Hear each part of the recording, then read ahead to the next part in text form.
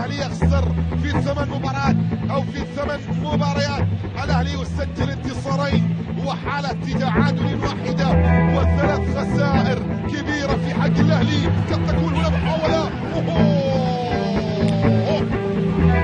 ناصر الشمراني في اللقطة الماضية. شوف المحاولة، شوف التمريرة، يا سلام يا ناصر، يا سلام يا ناصر، مرر إلى الشيل، تسديدة من الشيل، تألق من السيوف المحاولة، هدف أول كرة في الجول.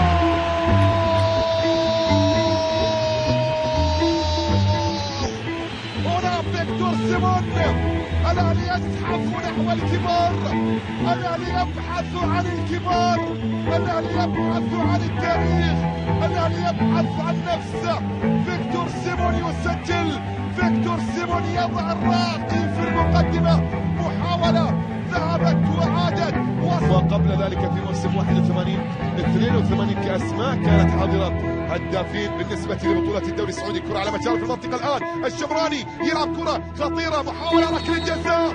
نعم ركلة جزاء حاضرة لمصلحة الشباب، ركلة جزاء حاضرة لمصلحة الشباب. هي ركلة الجزاء الثانية التي يحتسبها الحكم فهد المرداسي، ركلة الجزاء الثانية اللي يحتسبها فهد